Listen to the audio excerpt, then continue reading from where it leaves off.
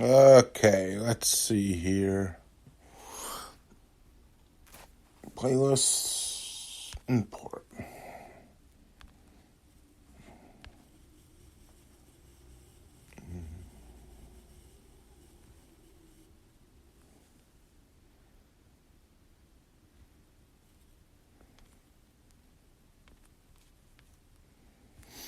All right, everybody. This is Dave coming at you. After a long, long while. I'm doing a new rendition of the podcast here, which will be MS Support by Dave. Since in 2018, I got diagnosed with relapsing-remitting MS. And it's been a journey, honestly. To first start with everything, I got optic neuritis, which is inflammation of the optic nerve within the eye. And with the inflammation of the eye, I lost vision in my left eye for a couple weeks. Before we could actually figure out what was going on, I went to a neurologist. They did their tests. I could barely see the E on the eye chart.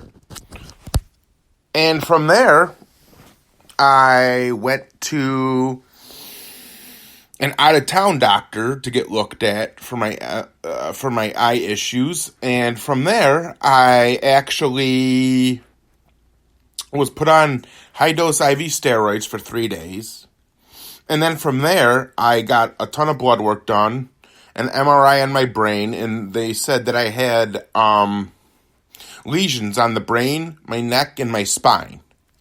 So basically, which that means is I have relapsing-remitting MS, which there's some months where it's great, and I'm on a daily pill that I take. And from there, I have to go for yearly MRIs to check and see if my MS is still stable, if it's progressing, and if it's not progressing, that's great. You know, I still have flare-ups every so often where I have to go for 1,000 milligram Medrol IV infusions, which basically is the high dose of antibiotics that I have to take and everything with that. And it's basically going to take some time to really understand it all, but I really got a good idea of how to do it and everything else. It's been interesting, honestly, when people are like, "Oh, I know how you feel. I understand it." Well, do you really understand it unless you have someone with MS in your family? Or is it that you think you know about the MS and things like that nature, and that you think you're helping? Like, I have someone that I know, an acquaintance of mine. They're saying, "Oh, I understand, I get it, you're tired. It's like, do you understand why I get tired? Reasons why I get tired, or, because ever since I started having MS, I've been on a good amount of meds. Not by choice by any means, honestly, but I'm on Gilenya, which is once a day pill, which is so much better than when I first started MS symptoms. I was on Copaxone, where I had injected in my thigh, which hurt like a son of a bitch, honestly. And I saw a new doctor, which he's great. He puts in needle phobia, go on pills. It's like, all right, that's fine. He suggested that. I didn't. So really, in all reality,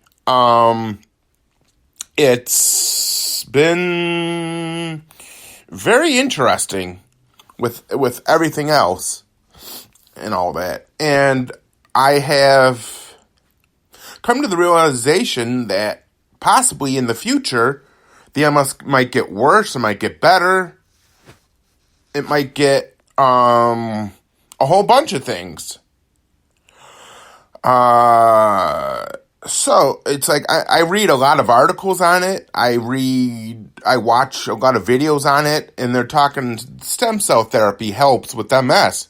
But the thing is, with stem cell therapy, it's $10,000 easy, if not more, and insurance doesn't cover that. And I don't have that kind of money laying around just to get what's it called, stem cell therapy to help protect the myelin sheath, which is nerve endings within inside the brain, and the myelin sheath is open, kind of like, let's say you have covered wires in a cable line or a plug or something, and if there's a short in there, electrical current can't go through, and if it does, it's a smaller current than what they would like it to be. So really, in all reality, it's like electrical shocks going through my whole body. And it feels very uncomfortable, so they put me on another med to help with that. The med's called gabapentin, which that's a huge med to be on. And honestly, it helps, but I was taking it 4 times a day at a lower dose. So I talked to my doctors and said, hey, is there any ways to go on a higher dose but but half the dosages, like instead of 4 times a day, take it 3 times a day at the higher dose so we can work on it a little more. And they're like, yeah, that works fine. The only downside to gabapentin is it gains weight on you easy. An easy weight gainer. So I highly suggest you drink a lot of water. Try and cut back on what foods you really like. Try not to go out to eat a lot, kind of a thing. And if you do, try and find little healthier foods to eat out there. Yeah, I know it's hard to do that and everything, because people really enjoy that. And another thing is, I've noticed I get dry mouth really easily, very easily. And also common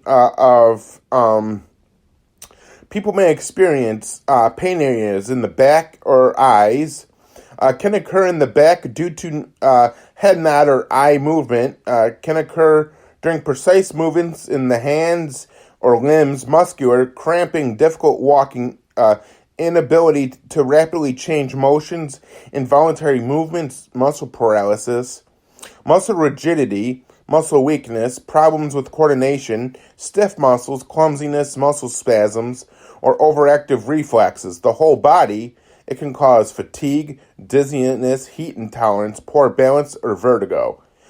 Basically, I deal with a good amount of all of those. And yeah, I know, not the fun so part. Excessive urination at night, leaking of urine, persistent urge to urinate, or urinary retention. And I get this too, pins and needles, and mortality of taste, reduced sensation of touch, or uncomfortable tingling and burning, blurred vision, double vision, or vision loss, anxiety or mood swings, which is true, yeah, I deal with that, but I go to a psychologist and a psychiatrist to really understand everything. And they've been awesome lately with everything. And if I need to talk, I talk to them. Yeah, if you want to make fun of me for that, go right ahead. I don't give a shit. Kiss my ass, basically. I've come to life that you can only please so many people some of the time, but you can't please people all the time. So which basically that means to me is, if you want to make fun of me because I have a disease such as multiple sclerosis and anxiety, depression, Asperger's, go right ahead. Life is too short to start making fun of people about what illnesses they have or ailments they have. It's not worth it. But if you feel it necessary to make yourself feel better, go right ahead and do it. I don't give a rat's ass. Seriously, I don't. And it's just tough. When I first got my first MRI done on my brain to see what was going on, the doctor called and she said, "I'm sorry to inform you, but you have MS." I'm like, what the hell is that? Then after that, she sent me to get a spinal tap. Oh my God, that was not comfortable whatsoever. Oh, ooh, that hurt. I don't wish that on my worst enemy, to be honest with you, because I honestly don't like that at all, whatsoever. Because honestly, the way I see it is, there's some special people out there that deserve a spinal tap, but I don't really wish ill will on people, because it'll come back and bite you in the ass some way, shape, or form.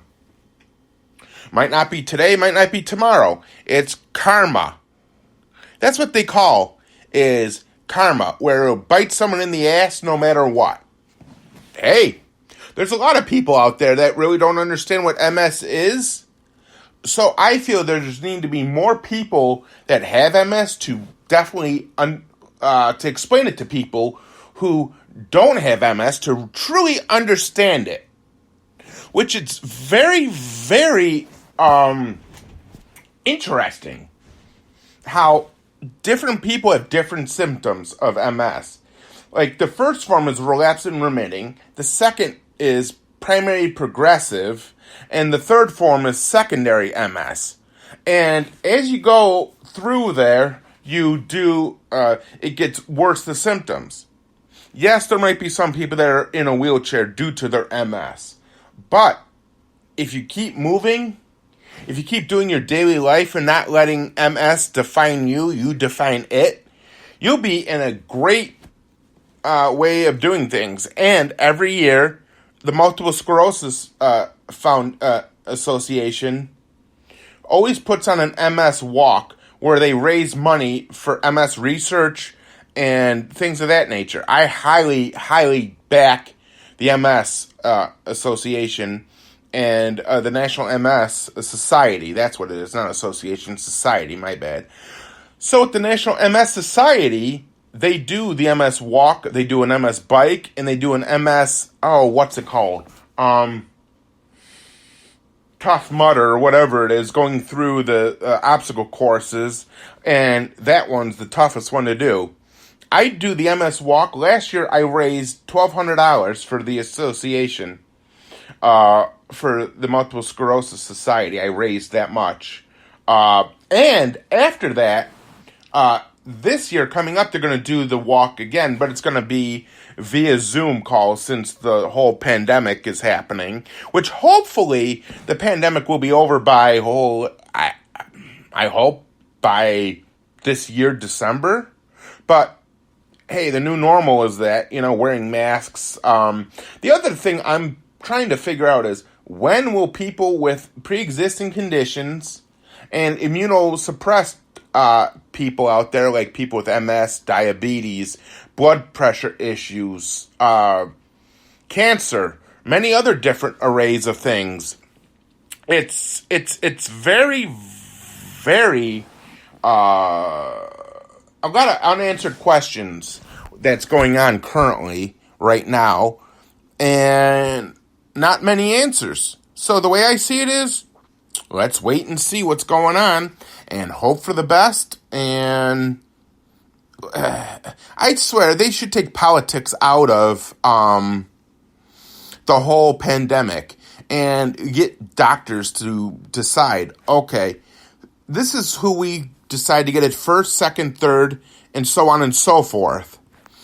To be honest with you, because right now it's just basically who can line whose pockets the best. It sounds like the way politics are going right now with the whole, what is it? The vaccine for the pandemic and everything. So I've got to wonder what's really going on here. Are they really going by the World Health Organization and the local health departments and the FDA and things like that. That's great how Moderna came out with and Pfizer came out with the first vaccines and stuff. But it seems like people are getting very leery of how fast the vaccine came out and with side effects and things like that. Yeah, there's going to be side effects with many kinds of vaccines out there. From what I heard, yeah, it makes your arm hurt, but it's like getting a tetanus shot. It's like if you can handle getting a tetanus shot, I think you can handle getting the vaccine to protect yourself from getting COVID. Because people with underlying conditions, COVID can be that much worse, 10 times worse than a person that's healthy, has no issues, who is skinny as a bean twig. That's what I think. But I could be wrong. It could be a lot of things. It's just very interesting to see how this is going to pan out for everybody. Because I think, honestly, everybody should have a way to get the vaccine. Get the 2 doses, and let's hope this will be like a dream. But I really feel bad for the people who've had family members pass away from COVID, and healthcare people who've worked endless hours, barely being able to see their family, their friends, enjoying to go out to get a cup of coffee, a normal cup of coffee, and they've had to be stuck in the hospitals for 30, if not as much as 80 hours in the actual hospitals and things like that. But I've digressed. They say Syracuse, New York has the highest percentage of MS patients. I found that to be very interesting. And they also say vitamin D deficiencies tend to cause also a attributing factor to MS. But the thing I also find interesting is no one else in my family actually has MS that I know of. I'm the only one in the family that has it, which I find to be very interesting, very surprising, to be honest with you. And I hope that one day there will be a medicine out there that will make it much, much easier for MS patients.